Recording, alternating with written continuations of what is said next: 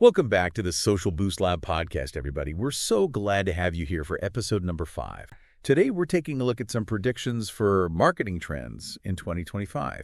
And we think these insights can really help give small businesses and startups an advantage as we head into the new year. Absolutely. Marketing is always changing, of course. Right. But it's really important for small businesses to be on top of those changes because, what might have worked a few years back may not be so effective now. And we want to kind of break down some of the key trends and actionable tips that small businesses and startups can implement right now. Exactly.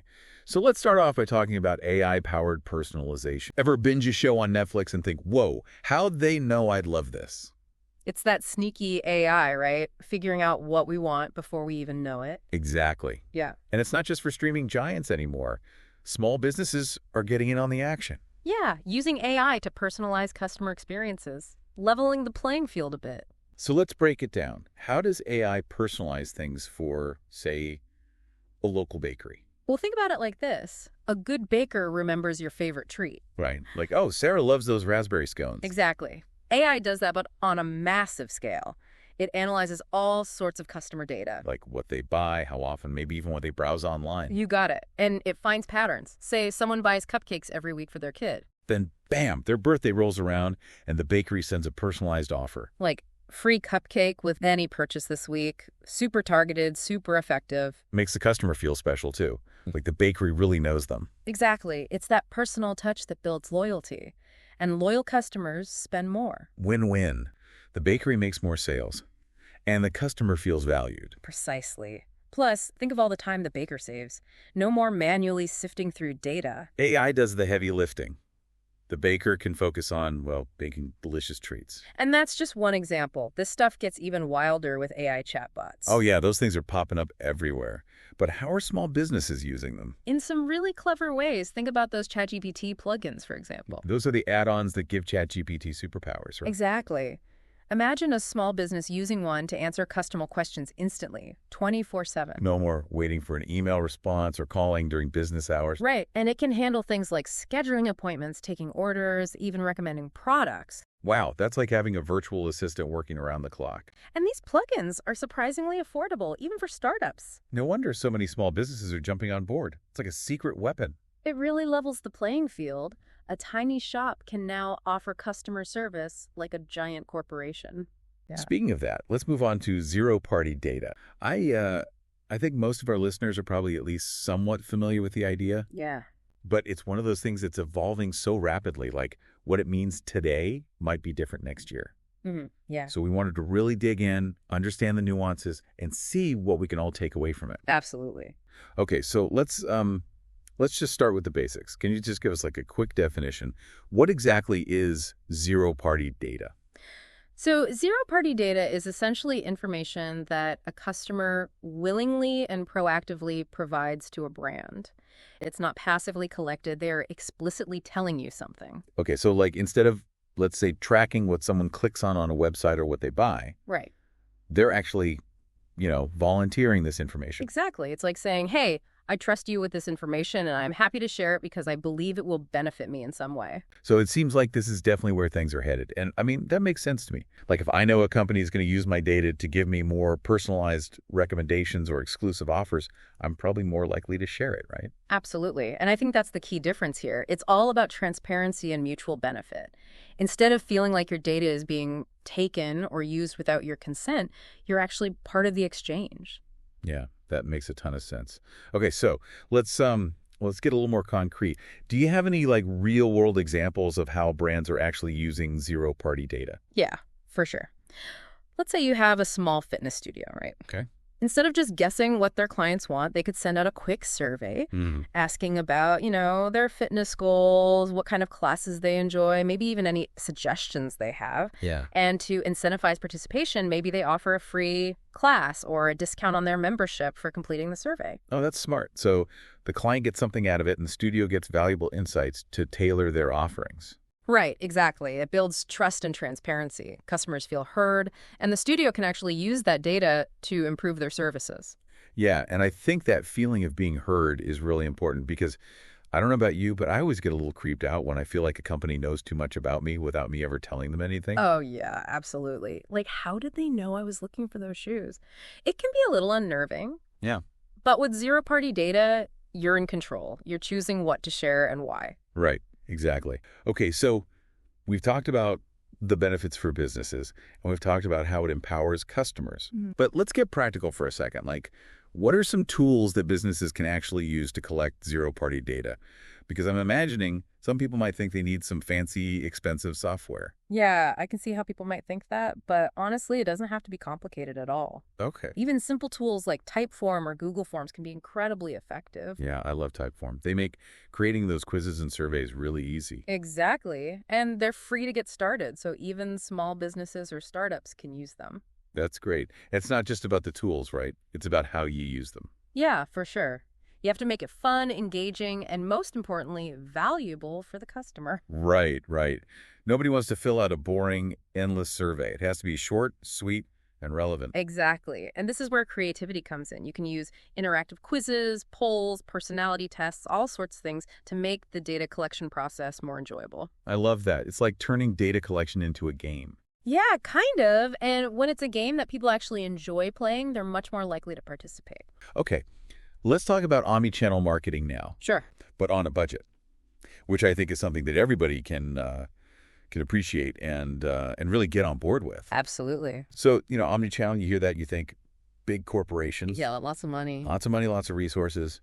But, really the core idea of it is, Creating a unified experience yeah, across all the different ways that a customer might interact with you. I like that. I like that a lot. So let's break it down. So imagine your favorite local coffee shop is doing a buy one, get one free promotion. So how would they do this omni-channel thing? Well, they might start with a really cool Instagram post, maybe with a countdown timer. Oh, that's nice. Get people excited. Then maybe they send a little reminder through their app. Like, hey, don't forget, BOGO today. And of course, they've got clear signage in the shop itself. Right. So you're seeing it everywhere. Hit from all sides. Yeah, exactly. Now, is it just about like hitting people over the head with the message? No, there's more to it. It's about consistency. Okay. When I see that same message, the same offer, Yeah. whether I'm scrolling through my phone or I walk by the shop or I get an email, Yeah. it builds trust. It makes me feel like, okay, this is a brand I know. This is a brand that's reliable. It's familiar. Exactly. So how does this work for, let's say, a smaller business?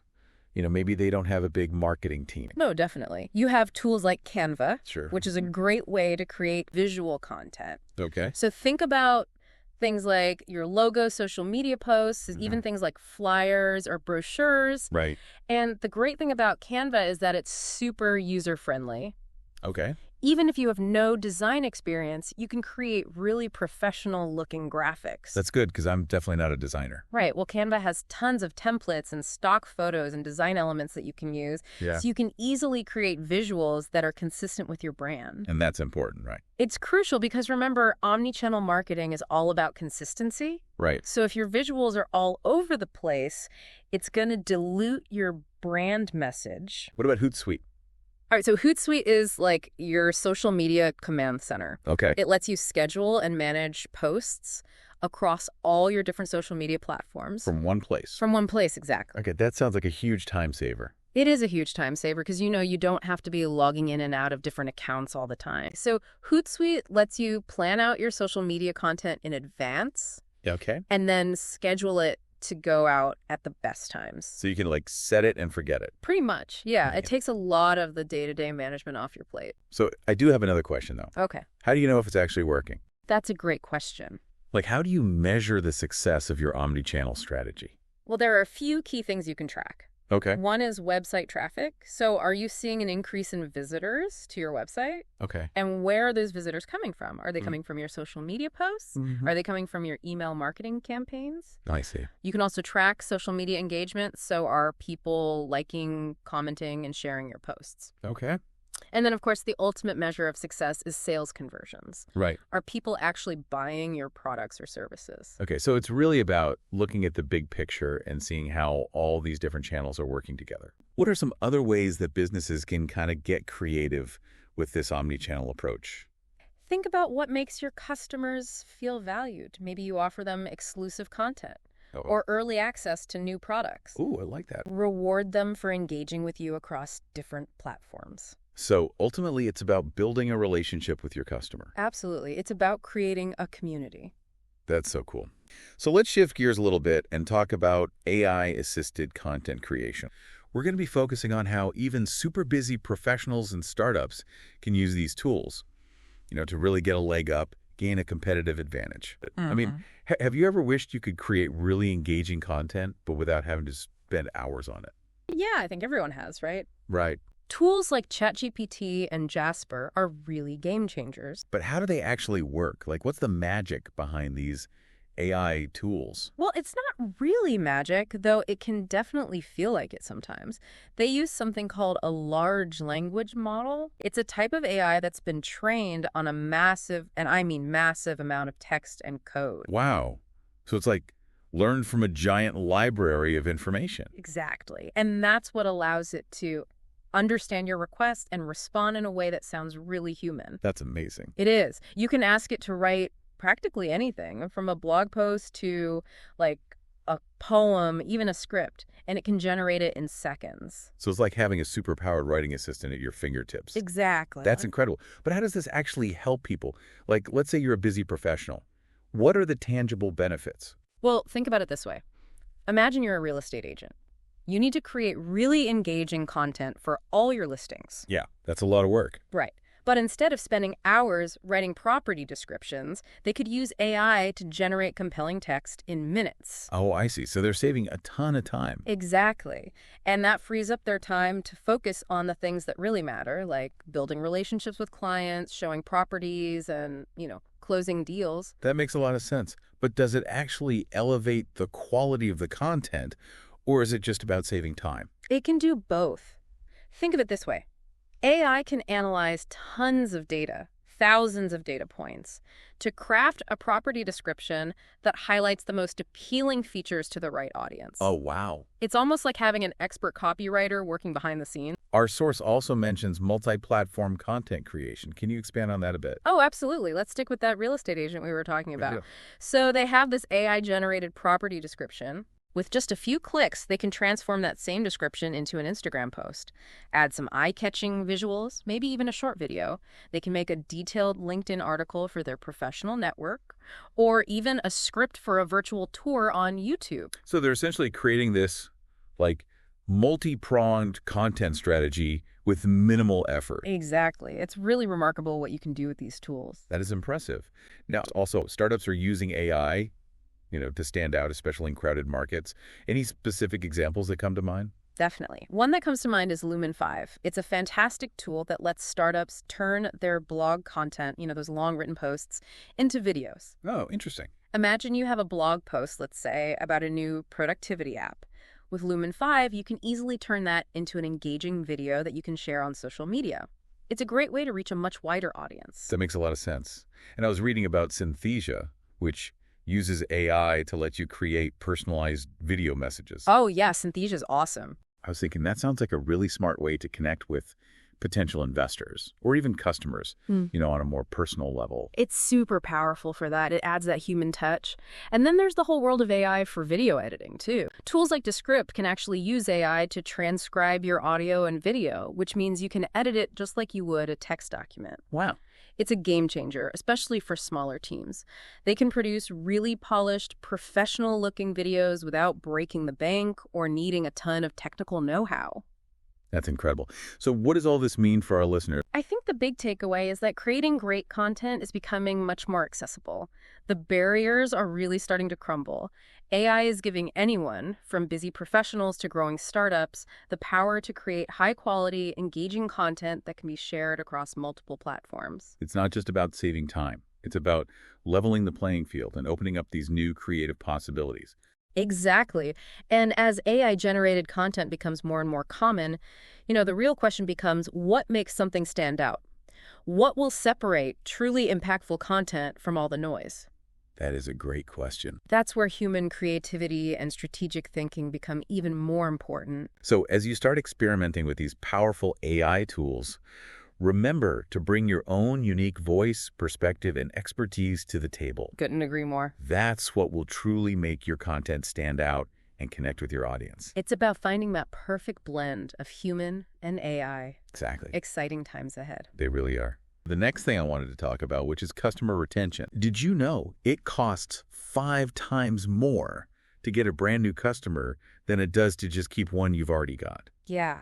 It's pretty crazy when you think about it like that. Especially now, heading into 2025. For sure. I mean, for any business, that's a big deal. I think, for a long time, especially for startups, there was this huge focus on growth, right? Yeah. Like just getting as many new customers as possible. But what's happening now is that markets are getting more and more competitive. So those acquisition costs, like you're saying, they just keep going up. Right. And I think there's also this realization that it's not just about getting that initial sale, it's about building a relationship. Right. So think about like a subscription box service, okay? Sure.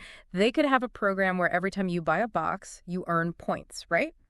And then you can redeem those points for maybe discounts on future boxes or maybe exclusive products that you can only get with points. Okay, I see. Okay. So on one hand, you're getting that, tangible reward, you're saving money. Right, right. But on the other hand, there's also this feeling of like, oh, I'm part of this special club, Makes you feel like a VIP. Exactly. And that builds loyalty. Okay, so that's all about keeping people coming back for more. So before we wrap up, I want to talk about something that might sound a little futuristic. We're looking at how these, smaller operations can actually use cutting-edge technology to really get a leg up, Yeah, it's pretty amazing to see how accessible these tools are becoming. Seriously. Like, it used to be that you needed a giant corporation budget to even think about this stuff. Exactly. One thing that really stood out to me was augmented reality, AR. Oh, yeah. AR is a game changer. I mean, we all kind of get the basic idea, but what's really interesting is how small businesses can actually use it without breaking the bank. Right, because the applications are getting more and more sophisticated, but the cost is coming down. Exactly. So to give everyone a concrete example, think about that IKEA app that lets you place furniture in your home virtually. Oh, yeah, that's a great example. It's not just a gimmick, is it? It's actually addressing a real problem that people have. For sure. I mean, who hasn't struggled with picturing whether a new sofa will actually fit in their living room or if that armchair will clash with their decor? AR takes away all that guesswork. Totally. It bridges that gap between, imagining something and actually seeing it. I bet that's powerful for businesses.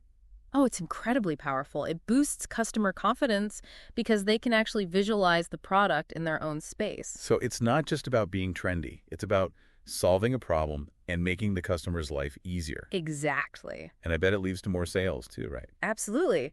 When customers feel more confident, they're more likely to buy.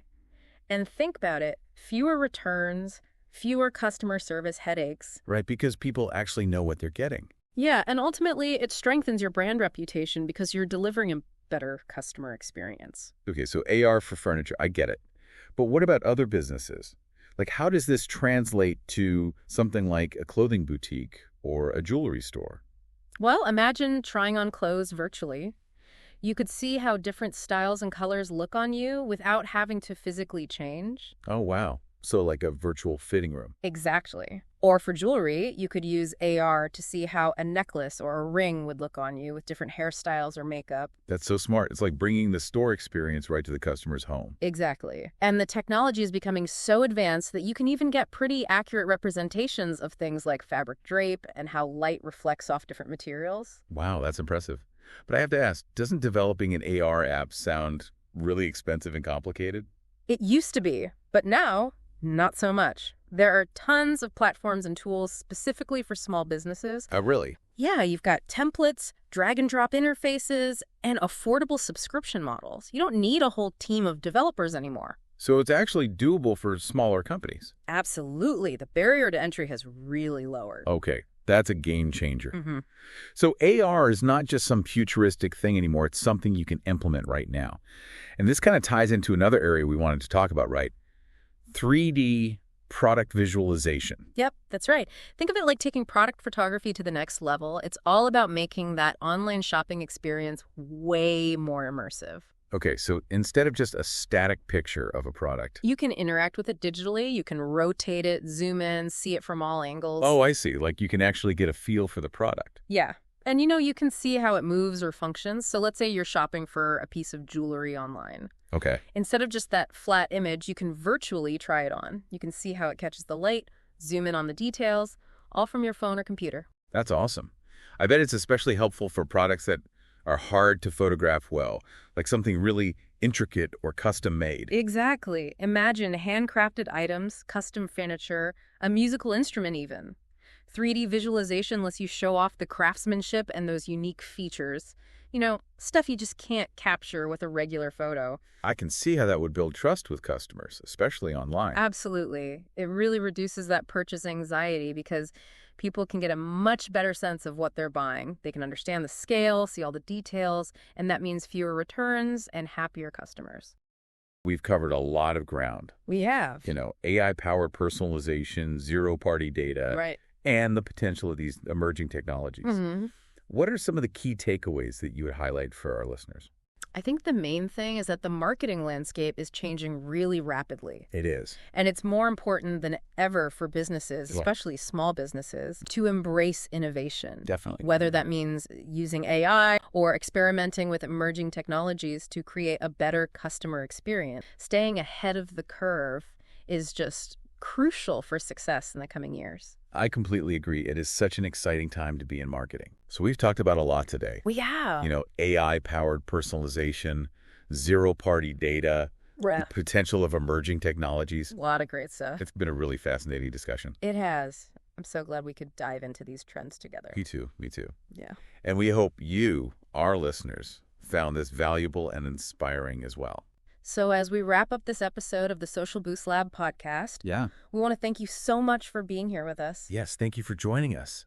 And if you have any thoughts or questions about the trends we talked about, please share them with us in the comments below. We'd love to hear from you. And don't forget to connect with us on Instagram for more marketing tips and inspiration.